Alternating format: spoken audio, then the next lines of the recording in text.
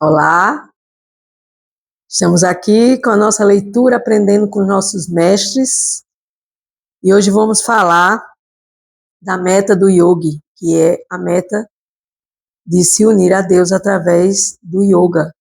E que espécie de yoga é essa que nós devemos praticar para que a gente possa estar em contato com o Supremo Controlador, que não é outro senão o próprio Krishna, que é chamado na filosofia védica de Krishna, o todo atrativo e o todo atraente.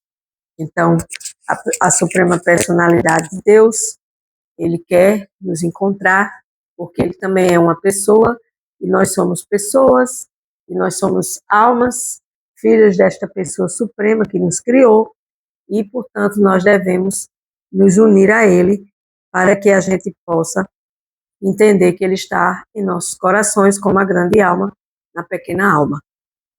Isvara Parama Krishna Satchitananda Vrigaha Nadira de Govinda Sarva Karana Karana. Govinda, Senhor Supremo do Amor, ele é a causa suprema de todas as causas. Então, eu, como uma das causas dele, do Supremo, da criação suprema, como uma pequenina alma que sou, eu dependo da sua benevolência e que eu possa praticar esta união através do amor e da compaixão. Então, Krishna, que reside no coração como verdadeiro mestre, para tal é preciso ser não violento, não se pode viver na mentira, não se pode apossar-se indevidamente de nada, não se pode ser promíscuo, não se pode cobiçar, é preciso ser limpo, tornar-se autossatisfeito em Deus, praticar austeridades prescritas nas Escrituras, estudar as Escrituras e, finalmente, Isvara Pranidhana, alcançar a comunhão com a superalma e com amor devocional a Deus, se mantendo conectado internamente com Isvara Pranidhana, ou seja, a minha conexão com meu Deus interior está instalado no meu coração Paramatma. Nisso consiste o verdadeiro yoga, independente de qual método seja aplicado. Então, aqui, meu mestre espiritual citou, dentro dessa leitura, como devemos não sermos violentos, não sermos mentirosos, não querermos cobiçar nada de ninguém. Precisamos ser verdadeiros, não agir em duplicidade, não querer nem cobiçar nada de ninguém, não ser promíscuo, ou seja, ter autocontrole sexual, ser limpo, ter limpeza, tornar-se autossatisfeito e praticar austeridades que as escrituras mandam, ou seja, manter-se em votos, para que a gente possa evoluir. Ninguém consegue evoluir sem praticar regras e regulações. Isso é uma verdadeira ilusão. Querer evoluir fazendo tudo, comendo tudo, pensando tudo que não deve se pensar, sentindo e agindo em falso ego, você jamais vai evoluir dessa forma. Então, os yamas ensinam a abandonar aquilo que é desfavorável e os niyamas a aceitar aquilo que é favorável, ou seja, a regrinha, aceitar tudo que é favorável e rejeitar tudo que é desfavorável, praticar yamas e niyamas, que são os princípios prescritos pelo sábio Patanjali, o sábio da Índia, que deixou todas essas ferramentas para que nós, almas condicionadas, possamos praticar para nos elevarmos a yoga em Deus, a Krishna. Então, aqui em outra escritura sagrada da filosofia védica, o Padeshamitra, Rupa Goswami explica 6 coisas prejudiciais à devoção e 6 coisas que favorecem a nossa devoção bhakti a Deus. O primeiro impedimento é comer excessivamente ou acumular mais riqueza do que necessitamos. Gente, isso é muito importante. Por quê? Porque a gente faz exatamente o contrário. A gente quer comer tudo, a gente quer usufruir de tudo, a gente quer acumular mais bem do que a gente precisa. E quando Deus, ele já dá a nossa cota diária e a gente entra em cobiça e querer isso, querer aquilo outro, querer desfrutar dos sentidos, querer estar em restaurantes caríssimos quando a gente não pode pagar a conta, só para satisfazer os sentidos, só para mostrar que a gente tem poder, e isso é uma verdadeira ilusão e tolice. Outra característica é consumir muito além da cota, é o que eu acabei de falar. A gente tem que a cada um é dado segundo vossas obras, já diz Jesus. Então você tem a sua cota e você tem que viver dela.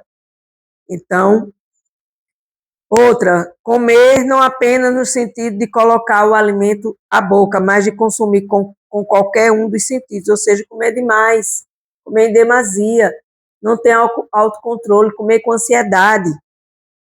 Em outras palavras, pode-se avançar mais em consciência de Deus quem come ou gratifica os sentidos de forma moderada e pura. Então, aqui a gente está lendo, nós estamos lendo, eu estou lendo aqui para vocês e para mim, obviamente, né? As 6 coisas prejudiciais à devoção a Deus e as 6 coisas que favorecem a nossa devoção a Deus. Então, primeiro impedimento é comer excessivamente ou acumular mais riqueza do que necessitamos. Comer e consumir muito além da cota. Comer não apenas no sentido de colocar o alimento na boca, mas de consumir com os sentidos em ânsia, ansiedades. Então, quando a gente tem essa regra e regulação, a gente vai, de forma moderada e pura, buscando buscando essa devoção, essa união a Deus, a Isvara, o controlador supremo, porque Deus vê tudo, Deus está em nossos corações, então não adianta você enganar a mim ou a qualquer outra pessoa, você está enganando a si próprio, né? Como aquela música diz, mentir para si mesmo é sempre a pior mentira, porque Deus está no seu coração como a grande alma na pequena alma. Então, consciência de Cristo não combina com a vida sofisticada que privilegia o gozo dos sentidos. Como mencionamos na Bhagavad Gita, Krishna recomenda que se abandone toda a variedade de atividades materialmente motivadas e se entregue a ele com amor. Ele lembra que não se deve explicar esse ponto confidencial a uma pessoa que não seja austera. A austeridade, tapas, é outra ferramenta de yoga para se unir a Deus. Então, quando a pessoa quer viver uma vida de sofisticação, uma vida de gozo dos sentidos, não vai dar para ter consciência de Cristo, pelo menos agora, nesse momento. Ela vai ter que passar por alguns aprendizados, aí vem alguns sofrimentos e a pessoa começa a perder N coisas para que ela não tenha nada e ela tenha apenas a Deus. E aí ela se volta a Deus, a Krishna, e vai buscar essa consciência de Krishna, praticando Bhakti Yoga, a yoga da devoção. Srila Prabhupada diz que Srila Prabhupada diz que não austera é a pessoa sensual, ou seja, aquela pessoa que fica só usando da sua beleza, da sua riqueza e da sua sensualidade para cativar as almas bobas e abestalhadas, tolas, para cair nessa cilada. Então, ao explicar isso, Prabhupada diz, em outras palavras, que a sensualidade é um impedimento para a vida espiritual. Então, quem é vaidoso demais, quem usa sua vaidade para mostrar que a pessoa... Você está linda hoje, ai que vestido lindo, ai que brinco lindo, ai que carro lindo, ai que roupa linda, e você só alimentando seu falso ego. Isso também é um impedimento para a vida espiritual. Por isso, recomenda-se o controle dos sentidos, recomenda-se uma vida simples, disciplinada, com alimentação mais leve, uma alimentação também no modo da bondade. Mas se alguém está fazendo um serviço mais pesado, que exige uma alimentação mais forte, tudo bem, você pode comer uma alimentação mais pesada. Isso vai de acordo com o tempo, circunstância e lugar. Então, repetindo, a sensualidade é um impedimento para a vida espiritual. Recomenda-se o controle dos sentidos e recomenda-se uma vida simples, disciplinada e com firmeza, e a alimentação leve. Prabhupada disse também, nosso querido mestre, afinal, estamos lendo aqui o livro Aprendendo com os Nossos Mestres. Utilidade é o princípio. Sejamos práticos. Seria artificial um devoto comer pouco, caso esteja ocupado num serviço que exija muito do seu físico. Então, a gente deve ir de acordo com as nossas circunstâncias também, sem ser rígido e fanático. Certa vez, um devoto criticou o irmão espiritual para Prabhupada, dizendo que ele comia muito. Rapidamente, Prabhupada defendeu, dizendo: ele pode comer muito porque trabalha muito. Você sim deveria comer bem menos porque trabalha muito pouco. Então, assim, Srila Prabhupada era uma alma fantástica, né? Ele esteve aqui nesse planeta e fundou a Sociedade Internacional para a Consciência de Krishna. E aí deixou inúmeros livros, deixou inúmeros ensinamentos, os quais eu tenho o privilégio de estar lendo, estudando, e eu, pouco a pouco, vou modificando meus hábitos da minha vida e escutando mais Deus do que a mim mesma. Então, comer mais do que o necessário, acumular mais riqueza do que se necessita, é estar preso em Atyahara, que é comer mais do que o necessário, acumular mais riqueza do que se necessita. O devoto deve confiar em Deus, em Krishna, e ele não fica acumulando dinheiro com medo do futuro. Gente, isso é muito importante. Ele não fica acumulando dinheiro com medo do futuro, porque quem confia em Deus sabe que Deus já sabe o nosso futuro. Mas a gente faz isso? Não, a gente não faz isso. Sejamos sinceros e honestos. A gente fica dizendo, não, eu quero isso porque eu vou ter uma aposentadoria pouca. E aí, como é que eu vou viver? Você não quer largar a mão, é do osso que você usa nesse processo seu de ter o seu dinheiro em grandes quantidades. Porque quando você se aposenta, a quantidade diminui, então você deve também diminuir o seu estilo de vida para uma vida simples e um pensamento elevado. Por quê? Porque você não deve ter medo do futuro, porque o futuro a Deus pertence. Quando soltamos a rédea dos sentidos, porque o nosso problema é que a gente quer estar satisfazendo o tempo todo os sentidos, e continuar satisfazendo esses sentidos até morrer. Então, quando soltamos a rédea dos sentidos em um empenho de desfrutar ao máximo, nós nos degradamos. O devoto, portanto, deve comer apenas o suficiente para manter o corpo e a alma juntos. Não deve conferir licença restrita à sua língua, permitindo que coma tudo o que queira. É uma autorregulação, né, na realidade, né? Que a gente tenta se autorregular os sentidos, porque os sentidos desregulados são como cavalos soltos, ferozes e disparada. Você não consegue agarrá-los, domá-los e colocá-los em equilíbrio. Então, nesse processo, o nosso querido mestre Prabhupada explica aqui que, antes de mais nada, controlar a língua significa oferecer o nosso alimento a Deus antes de comer e consagrar esse alimento para que seja chamado de Krishna Prasada, ou Krishna, um presente de Deus, que é o nosso próprio alimento. Mas a gente não faz isso. Eu venho praticando essa regra de oferecer meu alimento antes de me alimentar. Eu estou cozinhando, estou cantando o mantra Hare Krishna, eu ofereço meu alimento a Deus, porque afinal, quem lhe dá o alimento?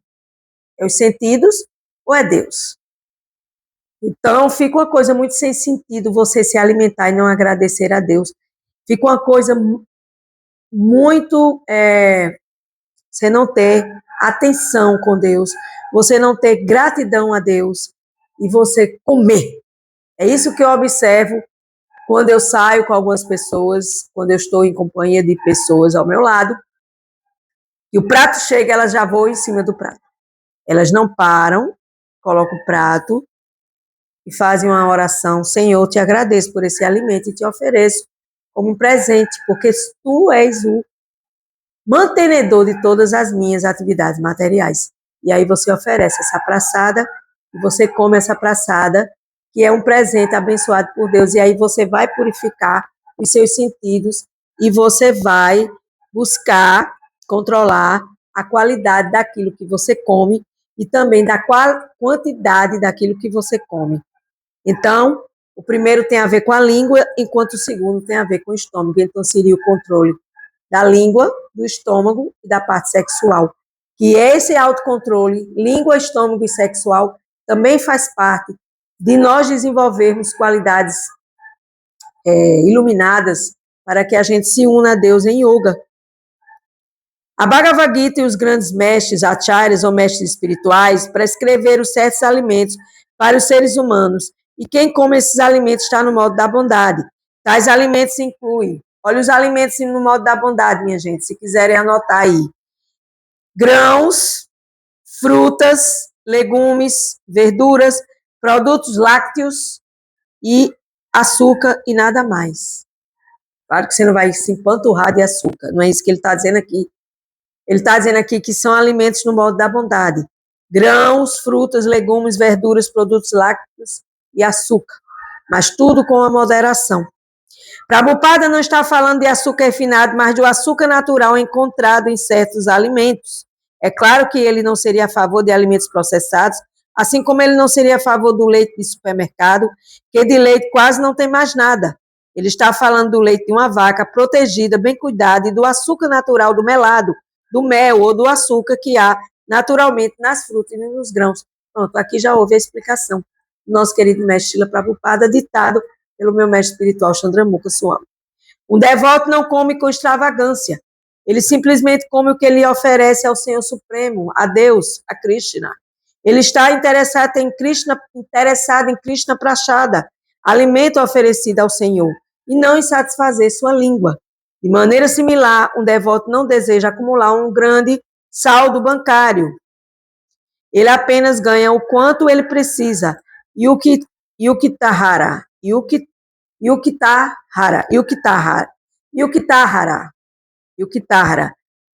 Novamente aqui Srila Prabhupada nos iluminando com suas orientações transcendentais. Então, meus caros amigos, assim é essa vida regulada, essa vida transcendental, essa vida devotada, para que a gente tenha uma clareza mental, uma clareza de sentir, agir, uma clareza em discernir, uma clareza em oferecer a nossa vida em oferenda a Deus. Com gratidão, eu encerro mais um dia com os nossos mestres aprendendo a evoluir e expandir a nossa consciência em consciência de Deus, de Krishna. Gratidão.